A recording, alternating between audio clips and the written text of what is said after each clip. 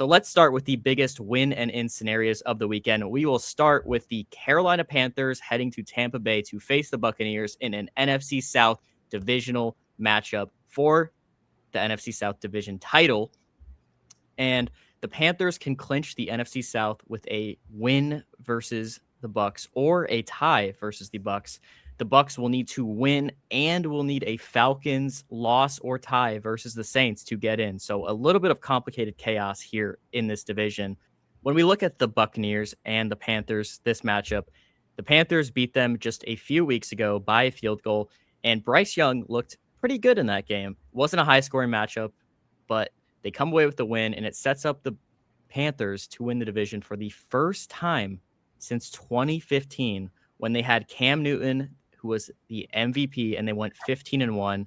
As you know, they went on to the Super Bowl versus the Broncos and lost in a remarkable game by Von Miller and Peyton Manning on the offensive side, who honestly didn't do too much. But regardless of the fact, Bryce Young and his ability to win this game and send the Buccaneers home and send the Panthers to the playoffs with a division title. When you look at this, Gaston, Bryce Young versus the defense, I think, is the part of this matchup that is going to decide who wins, who loses.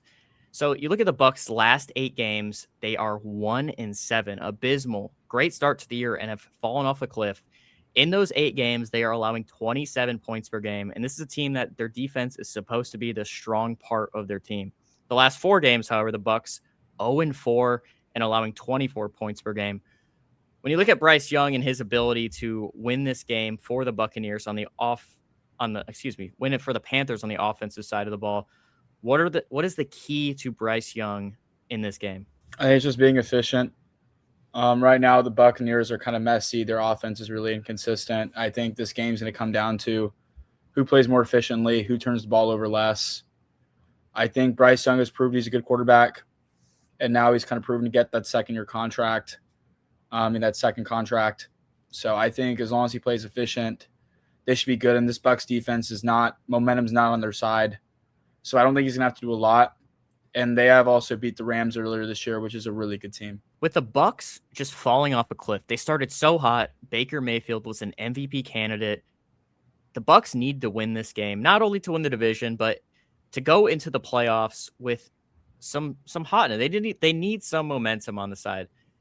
When you go 1-7 over your last 8 games, and then you go into this game limping in, Baker hurt, your defense not playing how they are supposed to with Todd Bowles at the helm, winning this game, I think, is bigger than just winning the division and making the playoffs. I get it. They lose, they're eliminated. So be it. But the momentum that they're going to need to face when they could face a team like the Rams or even the 49ers in this case, or even the Seahawks, they're going to face a good team in that first round of the playoffs, but they are going to host. And I think the Buccaneers, if they win this game, they'll have some momentum. If they go out and they whoop the Panthers and, the Saints take care of business, I think that's crucial. And I think the offensive side of the ball is what needs to get the momentum going. I know their defense isn't playing how they should be, but 24 points per game, you can work with that if your offense is playing how they were in the beginning of the year. And now with your receivers healthy, Mike Evans back, Ibuka, I know he hasn't been playing his best, but he's healthy. Chris Godwin, if he's healthy. K. Dotton, tight end. Baker Mayfield, this is his biggest game, I think, you could say, of his career. And playing through the injuries, this is going to be on Baker Mayfield's shoulder. He is going to get the brunt of either the win or the loss. It'll be on his shoulders. And a stat that I want to bring up with the momentum of Baker Mayfield, he started off strong. Like I said, he was an MVP candidate. Everyone agrees that at the beginning of the year, probably third into the season, you say Baker Mayfield was the MVP favorite, bar none, by far. His first 9 games of the year, Baker Mayfield, 17 touchdowns, 3 turnovers. Pretty good. His last 7 games, however, 9 touchdowns, 10 turnovers. So in his last 7 games, he has turned the ball over more than he has gotten touchdowns. The key to winning this game for the Buccaneers is Baker Mayfield needs to play efficient football. He cannot turn the ball over. I know 9 touchdowns in 7 games isn't the best, and they've gotten Bucky Irving back, but 3 turnovers in the first 9 games, 17 touchdowns, the touchdowns, yeah, sure, it's great, but 3 turnovers versus 10 turnovers. I mean, that's a massive difference. So I'm looking for Baker Mayfield to be efficient, to take what the defense gives him, and to not turn the ball over. I think whoever wins the turnover battle in this game will win the game and win the division. So that's Saturday's big swing. Now, let's flip it over to the biggest game of Saturday night, and that is the 49ers and the Seahawks. So this is going to be for the 1 seed in the NFC.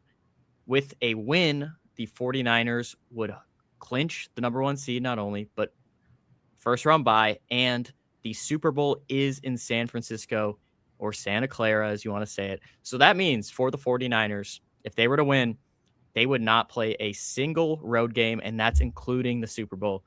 Unreal game on this Saturday, and Seahawks are a 1.5-point favorite, but the 49ers are looking like they're going to be without Trent Williams, and it's looking like George Kittle will play, but playing through an injury with his ankle. So we look at this division rivalry, playoff seeding on the line, division title on the line. This isn't just another regular season game at the end of the year. This is one where the road to the Super Bowl is going to be decided here for the NFC playoffs for Seattle and for the Super Bowl for the 49ers. I mean, this is crazy. Seattle just needs to win or tie for this. San Francisco needs to win, so a tie would help Seattle. Again, very unlikely, but I thought I might mention that because you never know with these matchups. We saw with the Raiders and Chargers years ago that a tie is possible here. So if the 49ers were to lose this game, however, they would be the 5th or the 6th seed. So if the 49ers lose and the Rams beat the Cardinals, which we are all expecting them to, they would become the 6th seed. So a 1 versus a 6th seed. For Seattle, it's not possible. They'd be the 5th seed if they lost. But a crazy swing where you are a 1 seed and you run the entire playoff structure through your house all the way to the Super Bowl, or being the 6th seed. I mean, this game, the implications are unreal. But I think when we're talking about someone who's under the pressure, someone who's under the scrutiny, someone whose weight of the shoulders this will bear, it's Brock Purdy, the quarterback of the 49ers. He's been unreal these last 2 weeks. 10 touchdowns in the last 2 weeks. Unbelievable. Brock Purdy's been on a tear.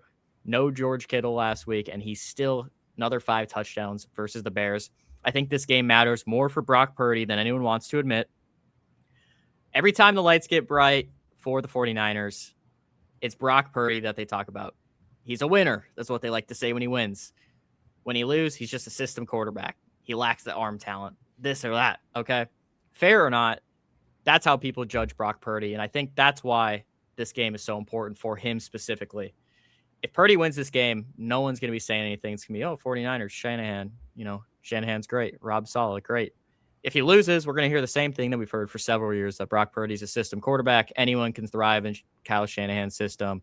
He's carried by the scheme. So be it. You hear everything. But on the other side of the ball, we got Sam Darnold, who's someone who experiences a lot of the same thing. He doesn't hear the system quarterback thing, but, sometimes he feels criminally underrated. Sometimes he goes, who's this guy? He doesn't get talked about, like some stars, maybe like a Matt Stafford does, a Drake May, Josh Allen. But here he is again.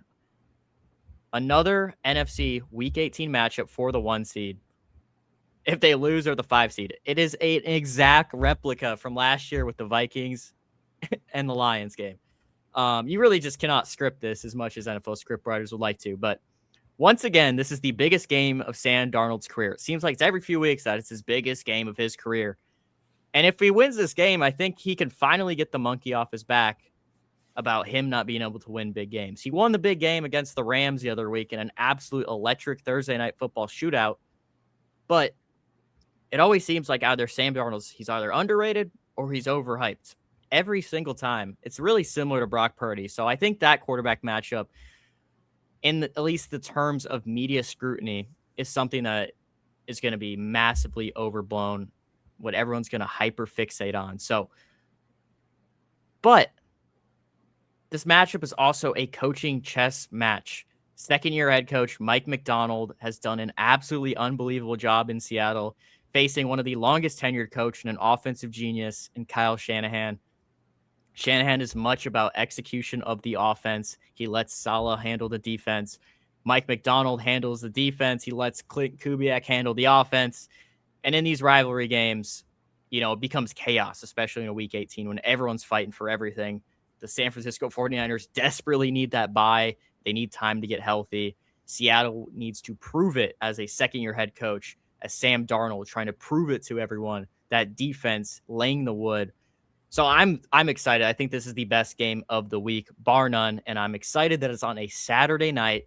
But let's kind of look at what a loss means for these teams. So we talked about the narratives. The narratives will change, so be it. The players can't control that. That's all just media, right? But if San Francisco loses this game, like I said, the seeding 1 versus a 5, probably a 6 seed.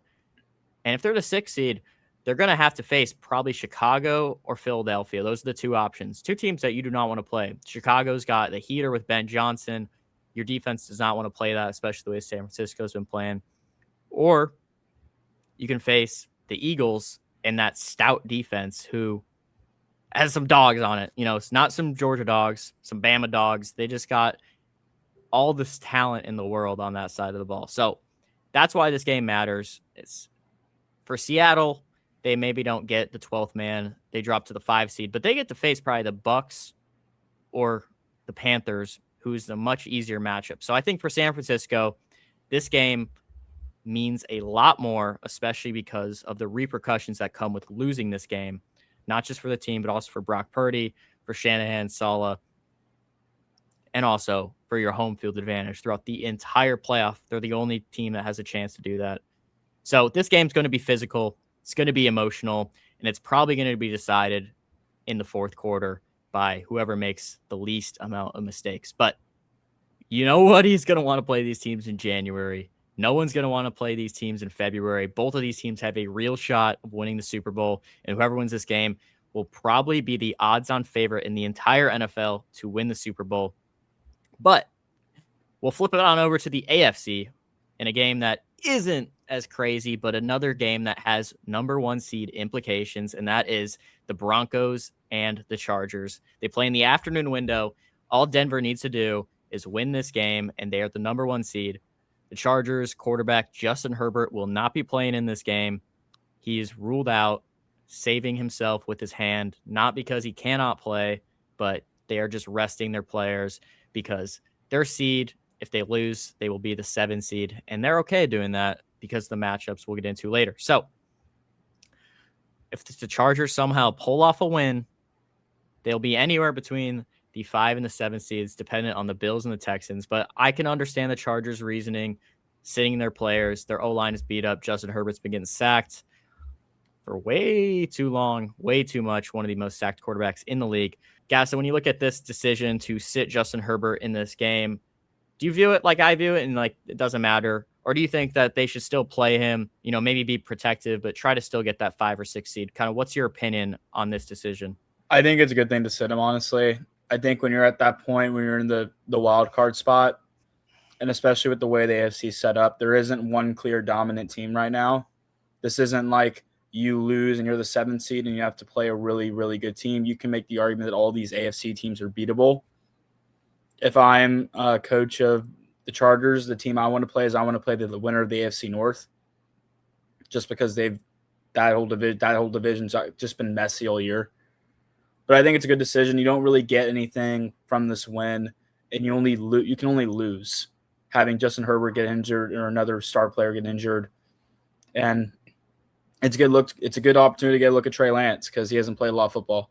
Yeah, and for them to, like you said, play an AFC North team like the Ravens or the Steelers, they would have to move up to the 5 seed, and that's going to be dependent on the Texans losing and the Bills losing, and that's just really not realistic. So for all that to happen, for the Bills to lose versus the Jets, for the Texans to lose, it's just not very much in the cards. The probability of that is super low. I think it's more important let Justin Herbert get that left hand fracture to heal up a little bit, maybe let some of your other players heal up, and just try to, get as healthy as possible as you can in such a short time. But I understand the move. Again, a very good D-line with the Broncos. It's just not a very good matchup for you to play Justin Herbert in a game where even if you win, if the Bills and the Texans win like they're supposed to, you're probably not going to move in the seeding. So I completely understand for that. And I think also when you look at the matchups, I think they want to play the Patriots because of the way they line up. If you look at a team like the Broncos, Patriots, the Jaguars, probably the Patriots and Jaguars are the best possible suitors for them based on how weak their O-line is. You know, the Jaguars, their pass rush is okay. It's decent. Patriots is below average. That's probably the matchup they want. So they might even benefit from being the 7 seed versus, the 6 seed or the 5 seed there. But we've covered these different teams, these 4 teams in these 2 matchups. They're all in the playoffs. You know, they don't got anything to play for in terms of missing or making the playoffs. But this next game is a game that is one of the oldest rivalries in the NFL, one of the best, hard-nosed, brutal, and that's the Ravens versus the Steelers. It's a division rivalry. There's playoff implications, and the history of this matchup is unbelievable. This game, I think, matters more for Lamar Jackson than people want to admit. Every Ravens game usually gets measured by, how they handle Pittsburgh. I feel like they almost always split or Pittsburgh gets the edge of them in the regular season matchup. And then later in the year in the cold weather, no game is easy, especially for, a hard-nosed football team like the Steelers, like they pride themselves on. So the Steelers don't really care how it looks. They're not looking for style points. They're never a pretty team, as you want to call it. They don't flash you with star players in that sort of way that, maybe Drake May does, his dazzling deep ball, like Tyreek Hill, the way he has those electric plays, the way like a Jameson Williams, they never have the electric factor, and they're not going to be with DK Metcalf as well. They're one of their hard-nosed guys that has been Aaron Rodgers' favorite weapon by far. So all the Steelers are trying to do is survive in advance, like March Madness. But somehow every year they do it. Mike Tomlin, we all know, never had a losing season. But I think the Steelers will try to tap into that identity as much as possible, okay? It's January football. It's cold weather. They want it to be low scoring. They want it to be physical. And they want to pull away slowly in the second half. They want to beat, and then wipe it away with the run game in the second half. They are not going to have DK Metcalf because of his suspension from trying to punch someone against the Lions a few weeks ago. And we saw how they looked against the Browns and their hard-nosed defense. Maybe you could say Myles Garrett, they were trying to prevent him getting the sack record, but they only scored 6 points. Their offense looked all out of tunes, ugly. Aaron Rodgers was not comfortable back there. And the Ravens are going to try to imitate that. So I think the Steelers are going to try to make this a low-scoring game. They're going to try to beat, and use their run game in the fourth quarter after beating down that Ravens D-line. And we'll see if that ends up happening. This matchup always is very heated. It's very physical. Tomlin, Harbaugh are both guys that are very, very physical, old-school football coaches.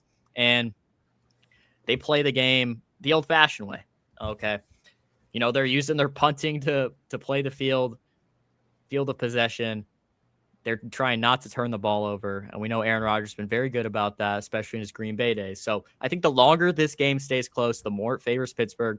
They want a close game in the fourth quarter, and they just want to hold a short lead or any lead if possible against this. But I think a loss here will shift the narrative either way very fast. If Baltimore loses, again, the playoff doubts and Lamar Jackson doubts will resurface, and Harbaugh is going to have the media on his head. They had a rough start to the year. People are already calling for him to be fired. There's reports that players really do not like Harbaugh. Lamar Jackson, you just cannot afford to miss the playoffs when you have a star player like that. And let's be honest, Lamar has not played his best football. This might be the worst year of his career. He hasn't been himself this year, and he's not going to be fully healthy for this game. So I think Harbaugh, Lamar, the scrutiny will for sure be on them. And then on the other side, if Pittsburgh loses this game, Aaron Rodgers more than likely will retire after this year from reports. Tomlin will once again be 9-8, good, not great.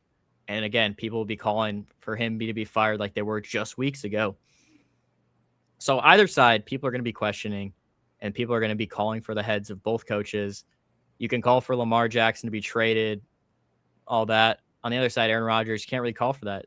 He's too old. He's probably just going to retire. So I think the quarterbacks, head coaches, the scrutiny will be all there for whoever loses this game. And I'm excited. Sunday Night Football, This is going to end the season, division on the line. We'll know if they're playing more than likely the Bills or the Texans heading into that matchup, whoever it is. Maybe the Chargers if Trey Lance does something crazy, but this will be a hard-nosed, gritty game. I'm excited to see what Lamar looks like, if he's going to be as mobile as he is normally with that back injury. We'll see if Aaron Rodgers is slinging the ball. And who knows? It's an NFC North matchup. You kind of never know what you're going to get, but more than likely it's going to be a hard-nosed, gritty football game, and we'll see if King Henry is let loose. So this game won't be clean. It won't be pretty. It's going to come down to a few things: toughness, discipline, and I think whoever wins the turnover battle is going to win this game. So we'll see. We always know Lamar has had a lot of turnovers in big games. I think that'll be the key on that side. I'm not worried as much with Aaron Rodgers, but I'm wondering who he's going to pass the ball to with DK Metcalf out. So whoever wins this will walk into the playoffs with a renewed sense of confidence, will likely be healthier, and will have to face a pretty tough watch on whoever ends up being that 5th seed in the playoffs. But on the other side of Week 18, there can be some chaos with these matchups. A few games that could flip the playoff picture from teams that really could care less. They're not in the playoffs. So let's talk about the Falcons and the Saints game. So if the Falcons win the game versus the Saints, they will get Carolina into the playoff, regardless of if Carolina loses. So Carolina, Tampa play on Saturday.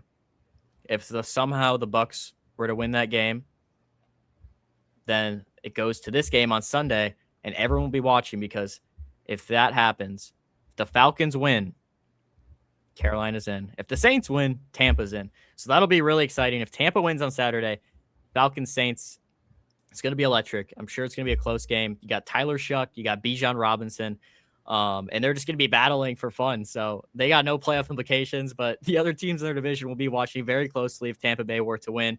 That'll be very exciting to watch from a fan perspective.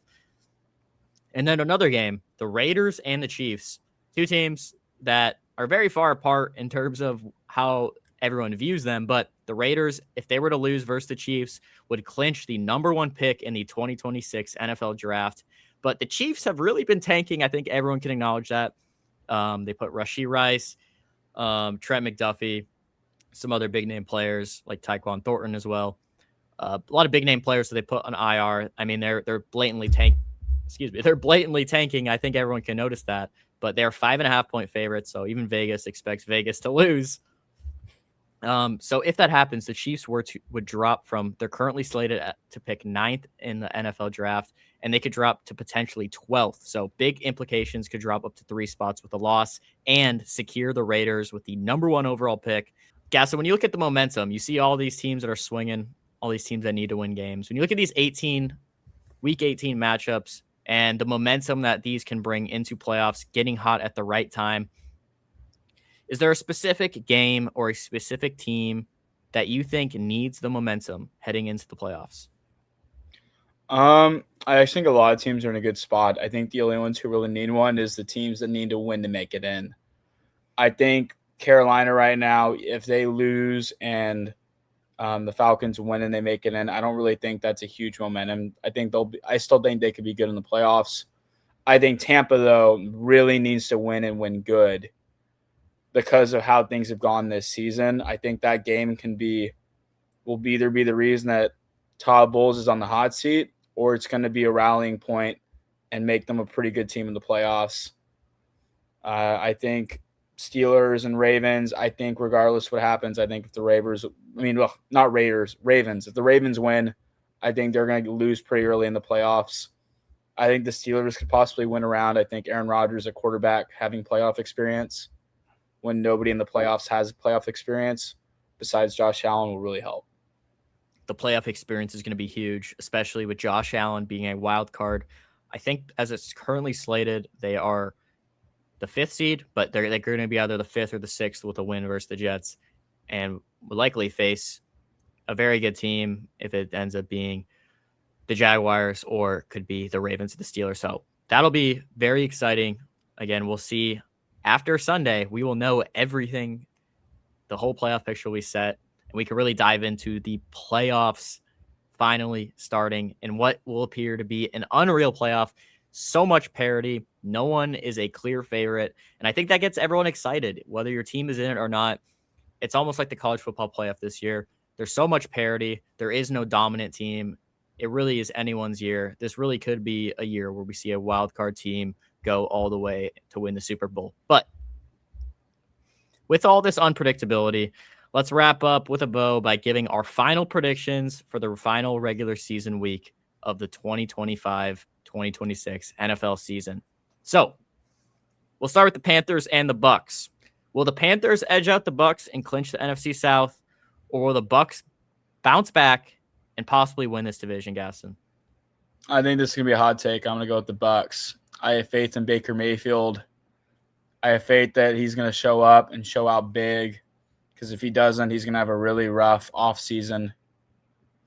So I'm going to go with Baker. I'm going to go with the Bucs to win versus the Panthers, but I got the Falcons beating the Saints on Sunday to send the Panthers to the playoffs. I'm going with the full chaos situation. I think it's going to happen, and it's going to be electric, especially if Tampa Bay wins on Saturday. Moving on to the 49ers and the Seahawks.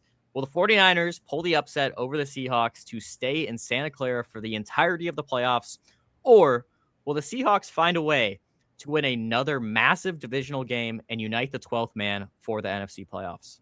I think it's going to be exactly like the Bears-49ers game, and I think whoever has the ball last is going to win. I know that didn't happen with the Bears, but I do think whoever has the ball last in this coming game is going to end up winning the game. I'm going to take the Seahawks on the road in this matchup, not because I think Sammy Darnold is the most elite quarterback under very high-pressure games, but because there's no Trent Williams in this game. I think that is a massive loss for the 49ers, and what they want to do in the run game is going to force everything on Brock Purdy's shoulders, and Ricky Pearsall also might not play. So I think no Trent Williams, possibly no Ricky Pearsall. I'm going to give the slight edge to the Seahawks, and they're going to bring Seattle to the number 1 seed and that massive home field advantage up there in Seattle. Moving on to the Broncos and the Chargers. Do the Broncos easily win this game like we expect and beat the Chargers? Or does Trey Lance pull off an insane upset and shake up the entire NFC playoff picture? I think Broncos are going to kill them. It's going to be exactly like last year when the Chiefs got killed with Carson Wentz. I think it may be worse because I do think that Carson Wentz is better than Trey Lance and that Chiefs team's better. So I think the Broncos are going to kill them and annihilate them. And we may not hear from Trey Lance for a while. I'm going to take the Broncos to squeeze out a win, pull away late in the fourth quarter, and win by 10 against the Chargers. I think the Chargers will keep it close for the first 3 quarters, and then it'll take over, and Trey Lance might have a turnover or 2. That will be the deciding factor of this game. Another game between my Patriots and the Dolphins. Do Drake May and the Patriots continue their dominance and enter the playoffs as the 1 or 2 seed, riding a hot win streak? Or do the Dolphins shake up the playoff picture with a win and Quinn Ewers forces the Pats to drop to the 3 seed? I think the Patriots are going to win. I think Quinn Ewers will have a decent game, but he won't do enough to win. I think the other interesting thing that Miami did this week that's very unusual is they signed Cam Miller off the Raiders Pat practice squad. And not only do they bring him on their team, but he's on their active roster. So I think that's something to keep your eye out for because teams rarely do that, especially in week 18 whenever your team is not making the playoffs. So I wouldn't be surprised if they have a package or 2 for him or they're just trying to bring him in the building. So that's something to keep an eye out for, especially with the whole Tua situation. I'm going to take the Patriots winning this game, but only by a field goal. I think the Dolphins defense gives Drake May a little bit of trouble, and the Patriots pull away with a 24-21 victory. Thank God this game is in Foxborough, not Miami, because chaos has ensued in the past in Miami. So thankfully this one's at home for the Patriots, but I still think they squeak away with a dub versus the Dolphins. And then the Sunday night football game that we just talked about, Steelers-Ravens, AFC North on the line. Steelers with no DK Metcalf. Will they find a way to ground and pound their way to division title? Or do the Ravens behind Lamar and King Henry get in an offensive groove to unleash their full offensive potential? Or do they go to overtime in this game? Like to hear your thoughts on that. I think Steelers are going to win. Aaron Rodgers is going to have a game-winning drive. I got the Ravens winning this game in overtime after King Henry gets loose. Give me King Henry to carry them to a win. Not so much on Lamar's shoulders, but I got King Henry. He's going to run for 200 yards, 2 touchdowns, and win the game for them in overtime. But that's going to do it for this Week 18 preview of the Fifth Quarter podcast. This is the most fun week of the NFL regular season. Every game matters, whether it's playoff implications or NFL draft positioning. If you enjoyed this, hit like, subscribe, and comment below your takes for the wildest Week 18 we've seen in some time. Something crazy is guaranteed to happen. It does every single year. But appreciate you all for watching, and we will see you on the other side of Week 18, where we'll dive into the NFL playoffs. Thank you so much.